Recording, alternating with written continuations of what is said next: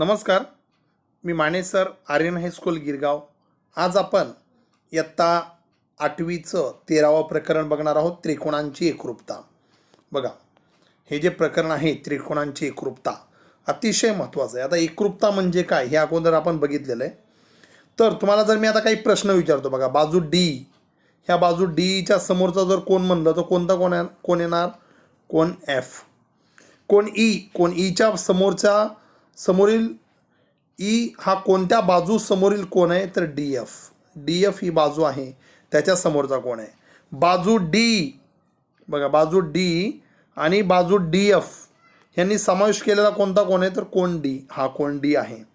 कोण ई आणि कोण एफ यांनी समाविष्ट केलेली बाजू कोणती आहे? तर बाजू ई एफ ही बाजू आहे. बघा, बाजू डीच्या लगतचे कोण कोणते? तर डीच्या लगतचे कोण येणार? कोण डी आणि कोण ई. बघा येत्या लक्षामध्ये. मग ह्या बाजूच्या लगतचे कोण आहेत? आता बघा, एकरूप आकृत्या म्हणजे कोणत्या? तर ज्या आकृत्या परस्परांशी तंतोतंत जुळतात त्या आकृत्यांना एकरूप आकृत्या असं म्हणायचं. बघा, एकरूप आकृत्या म्हणजे काय? म्हणजे उदाहरणार्थ जर रेषाखंडांची लांबी समान असेल तर ते रेषाखंड एकरूप. म्हणजे एखादा 5 सेंटीमीटरचा ए बी काढला, बाजूला पी क्यू काढला, तर ए बी आणि पी क्यू हे रेषाखंड एकरूप आहेत. हे एकरूपतेचं चिन्ह असतं, तुम्हाला माहिती आहे एकरूपतेचं चिन्ह. अशा दोन बरोबरचं चिन्ह आणि हे. ओके, ज्या दोन कोणांची मापं समान आहेत ते दोन कोण एकरूप असतात. एकरूप म्हणजे त्या दोन आकृत्या एकमेकांशी तंतोतंत जुळतात. आता आपल्या प्रकरणाचं नाव आहे त्रिकोणांची एकरूपता. मग याच्याविषयी आता आपल्याला अभ्यास करायचा आहे. तर त्रिकोणांची एकरूपता म्हणजे काय? तर तुम्हाला बघा इथे एक प्रयोग दिलेला आहे. इथे दोन त्रिकोण दिलेले आहेत, त्रिकोण ABC आणि त्रिकोण PQR. ओके, तर हे पारदर्शक ट्रेसिंग पेपरवर त्रिकोण ABC काढून घ्या व तो PQR वर ठेवून पहा. म्हणजे हा जर ABC कागद काढला, त्रिकोण कापलेला आहे, जर मी ह्याच्यावरती ठेवला, बघा कट करून ह्याच्यावरती ठेवला, तर तुम्हाला असं दिसेल की हे दोन त्रिकोण तंतोतंत जुळतात. म्हणजेच ते दोन त्रिकोण कसे आहेत? एकरूप. आणि हे एकमेकांवर ठेवताना तुम्ही काय करणार? ए जो आहे तो P बिंदूवर ठेवणार, बी जो आहे तो Q बिंदूवर ठेवणार, सी जो आहे तो R बिंदूजवळ ठेवणार. तरच हे दोन त्रिकोण तंतोतंत जुळतात. नाही तर समजा तुम्ही ए जर Q वर ठेवलात, बी हा P वर ठेवलात, तर हे दोन जुळणार नाहीत. ही जी जुळवण्याची पद्धत असते त्यालाच एकास एक संगती असं म्हणतो आपण. एकास एक संगतीने दाखवले जातं की बघा, ए हा P संगत आहे, म्हणजे ए शिरोबिंदू P संगत आहे, ए हा P आहे, बी हा Q बिंदूशी आहे, सी हा R बिंदूशी आहे. अशा संगतीत येतो त्रिकोण कशा असतात? एकरूप. या पद्धतीने त्रिकोण एकरूप झाले तर कोण ए हा कोण P बरोबर असणार आहे. बघा, हा जो आहे कोण ए, हा जो कोण ए आहे याचं माप आणि कोण Pचं माप सारखं असणार आहे. कोण बी हा कोण आणि कोण Q हा सारखा असणार आहे. येतं लक्षात? कोण सी, बघा हा डबल चिन्हाने दाखवतो मी, हा कोण R बरोबर एकरूप असणार आहे. म्हणजे ह्या तिन्ही कोणांची जर मापं तुम्ही कोण मोजून बघितले तर एकदम समान असणार आहेत. तसंच रेख AB हा रेख PQ बरोबर एकरूप असणार आहे. BC, बघा मी सारख्या चिन्हाने दोन खुणा गेल्या आहेत, हा QR बरोबर एकरूप असणार आहे, म्हणून इथे पण दोन खुणा करायच्या. आणि AC जी बाजू आहे, बघा इथे 3 खुणा गेल्या आहेत, ही बाजू PR बरोबर एकरूप असणार आहे. म्हणजेच हे दोन त्रिकोण कसे आहेत? एकरूप.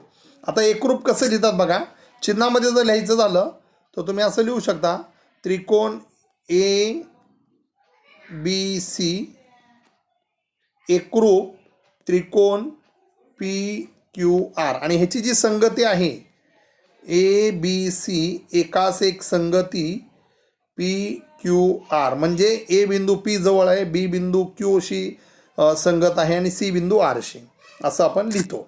आता आपण प्रत्यक्ष कसोट्या बघणार आहोत. तर कसोट्या म्हणजे काय ते पहिल्यांदा बघून घ्या. बघा, एखाद्या जोडीतील त्रिकोण एकरूप आहेत हे दाखवण्यासाठी सर्व 6 घटक म्हणजे 3 कोण आणि 3 बाजू हे सर्व 6 घटक एकरूप दाखवायची गरज नाही. एका त्रिकोणाचे विशिष्ट 3 घटक दुसऱ्या त्रिकोणाच्या घटकांशी जर एकरूप असतील तर ते उरलेले 3 घटकांच्या परस्परांशी एकरूप असतातच. म्हणजेच हे 3 विशिष्ट घटक एकरूपतेची कसोटी निश्चित करतात. मग आता बघा, कसोटी म्हणजे काय? तर आता आपण पुढे डिटेलमध्ये बघणारच आहोत. बघा, इथे आपण एक कसोट्या म्हणजे काय ते बघणार आहोत. आता इकडे बघा, इथे काय दिलंय, ह्या जर दोन त्रिकोणामध्ये जर बघितलं तर बघा चिन्हामध्ये बघा ए बी बाजू इथे दोन खुणा ओढलेल्या आहेत. ही कुणाबरोबर एकरूप आहे, एल एम बरोबर.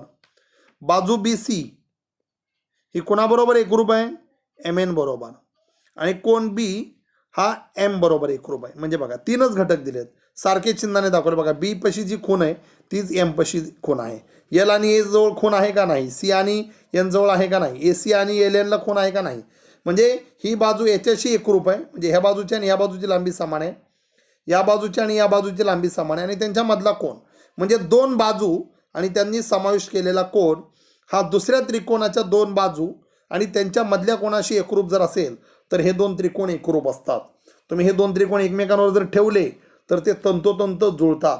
मग ही जी कसोटी आहे बघा, याच्यामध्ये आपण फक्त तीनच घटक एकरूप दाखवले, म्हणून या कसोटीला बाकोबा कसोटी असं म्हणतात.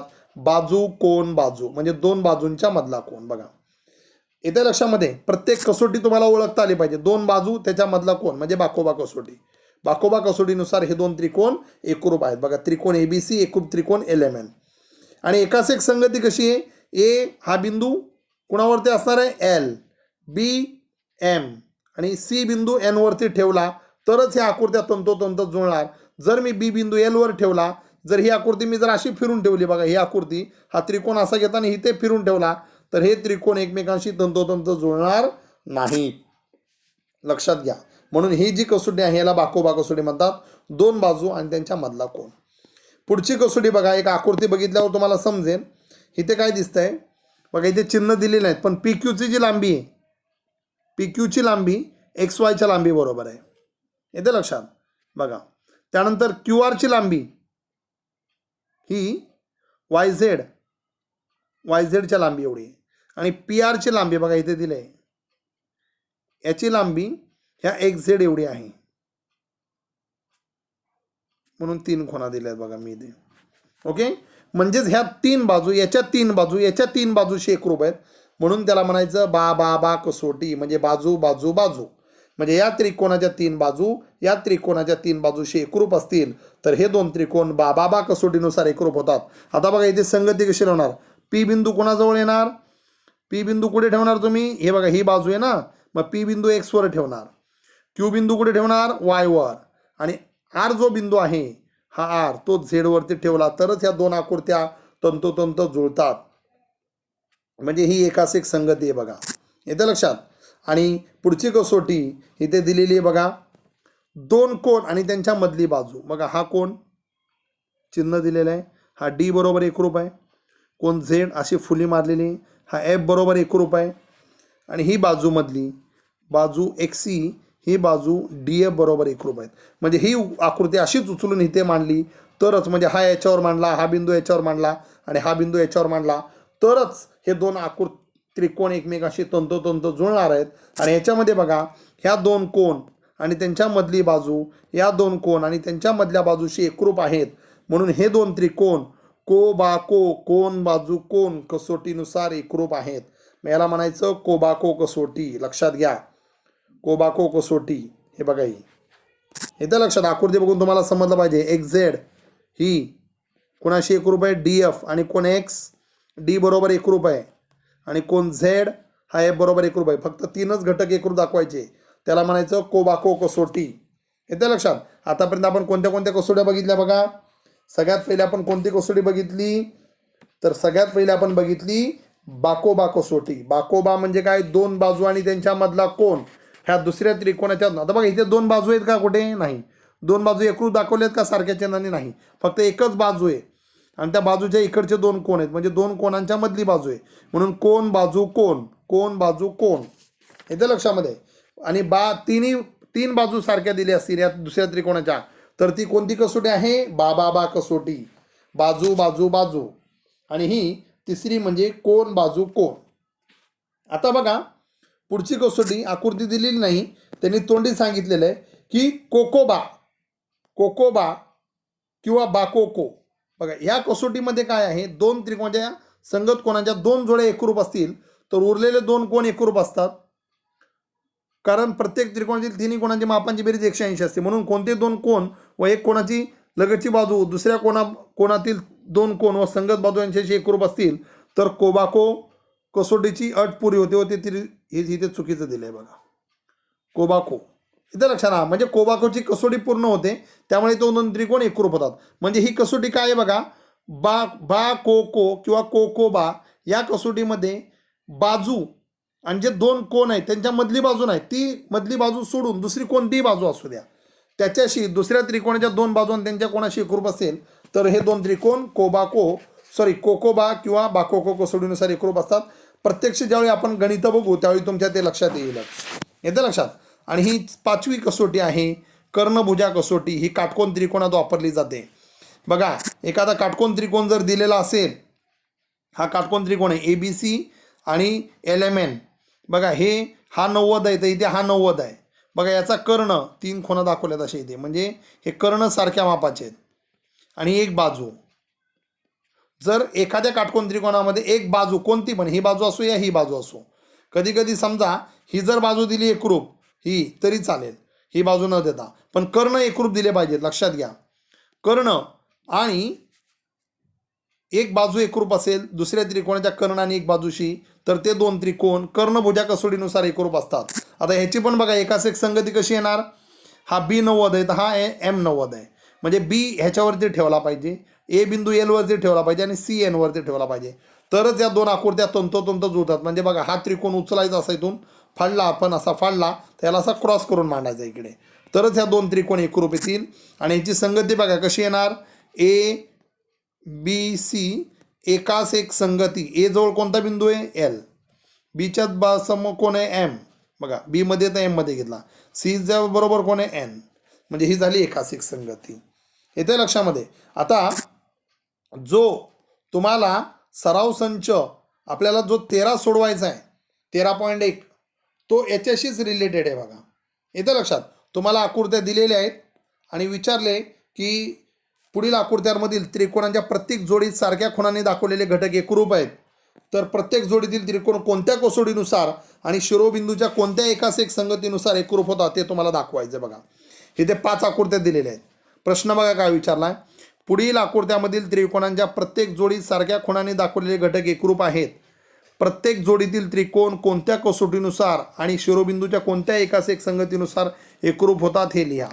बघा, प्रत्येकामध्ये म्हणजे हे एक गणित आहे, इथे 2 त्रिकोण आहेत, ह्याच्यात पण 2 त्रिकोण आहेत, इथे 2 त्रिकोण आहेत, इथे पण 2 त्रिकोण आहेत वेगवेगळे, इथे पण 2 त्रिकोण आहेत. मग आता आपण बघूया एक एक घेऊन बघू कोणत्या कसोटीनुसार एकरूप होतात. बघा, आता पहिलं गणित घेऊ आपण. इथे बघा, ही आकृती बघा, इथे काय दिसतंय तुम्हाला, कोणती कसोटी लागू पडेल आणि एकास एक संगती कोणती येईल ते सांगा. बघा, इथे बघा, ही बाजू याच्याशी एकरूप आहे. ओके, हा कोण ह्या त्रिकोणाचा आणि या त्रिकोणाचा हा कोण आहे. बघा, हे 2 त्रिकोण वेगवेगळे आहेत.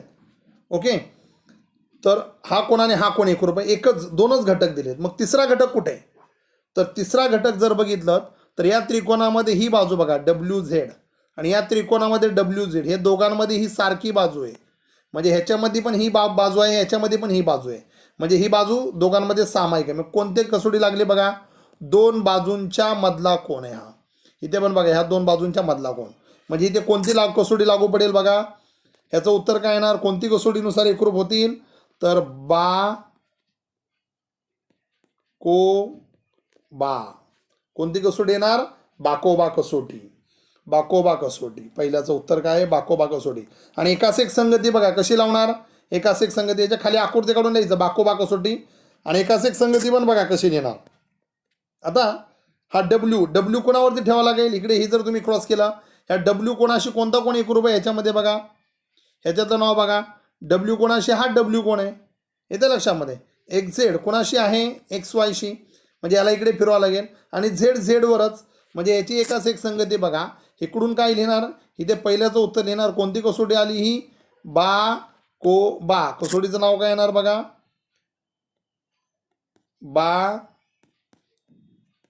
बाकोबा कसोटी. आणि एकाच एक संगती बघा काय येणार, XWZ. बघा, X बरोबर कोणता कोण आहे, हा Y. W बरोबर कोण आहे, W. आणि Z बरोबर कोण आहे, Z. म्हणजे YWZ ही एकाच एक संगती येणार. XWZ YWZ ही एकास एक संगती आहे, लक्षात घ्या.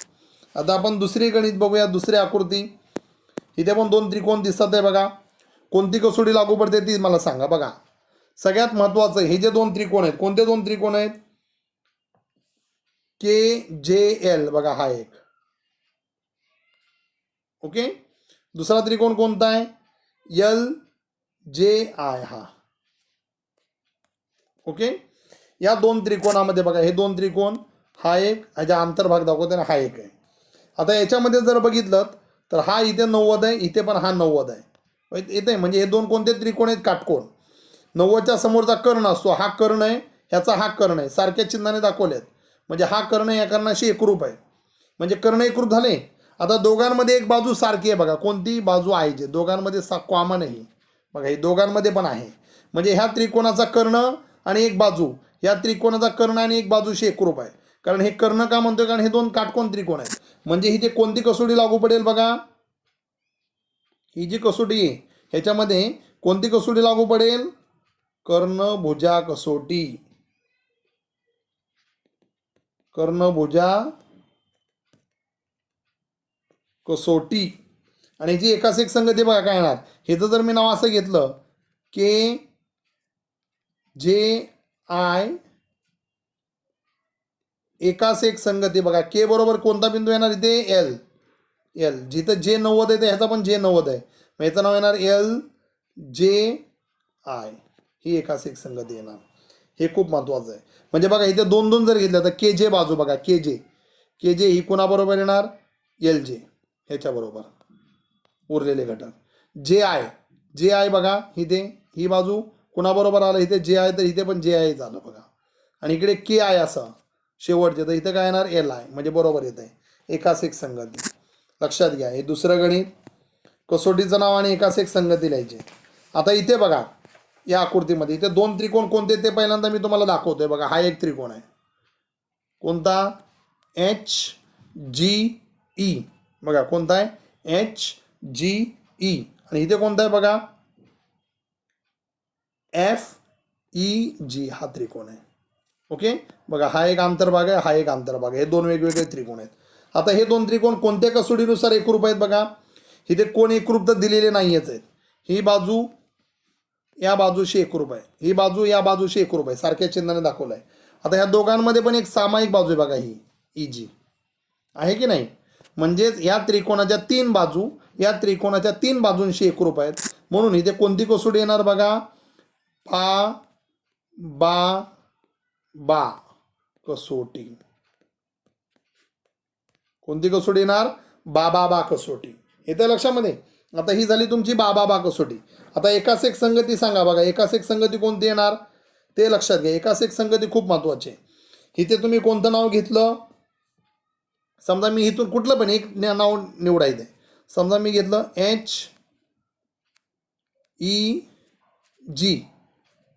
बघा. HEG एकास एक संगती बघा. इकडून H बिंदू येते, हा बिंदू कशावरती ठेवावा लागेल?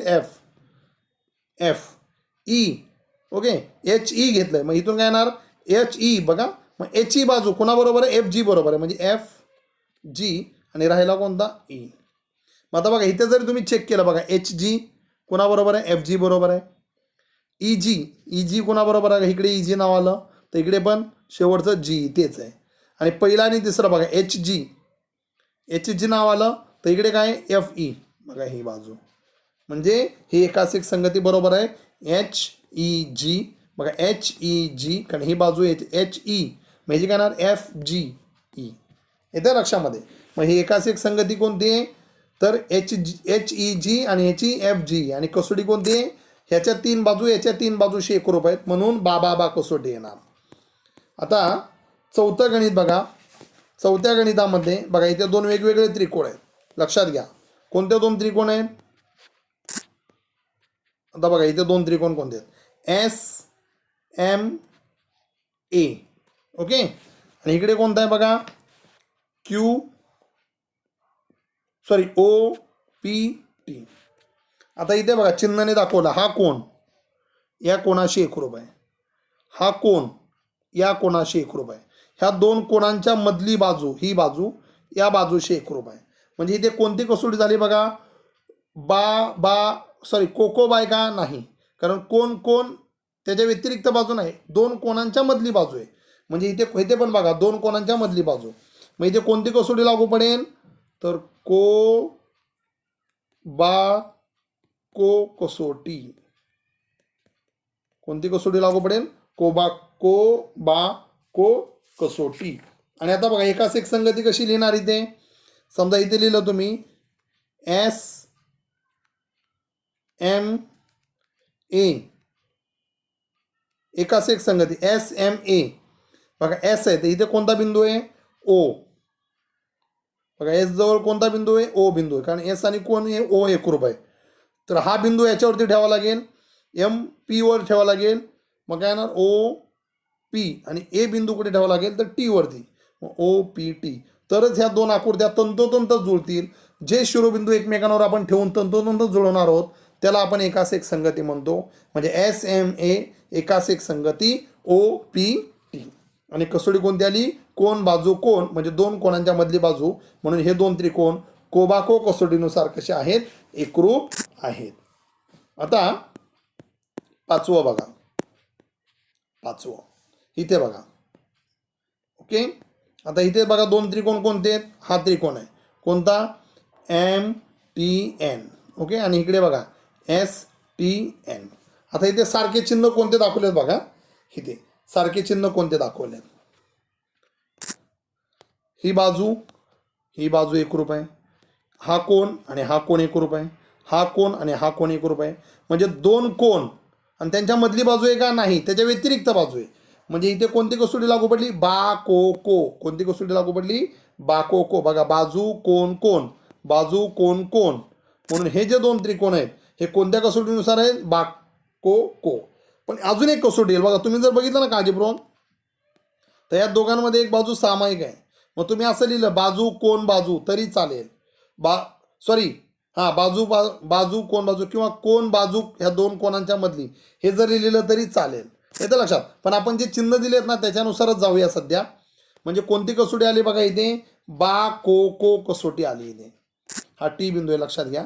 कोणती कसोटी आली इथे? बा को को कसोटी. आणि एकाच एक संगती बघा इकडे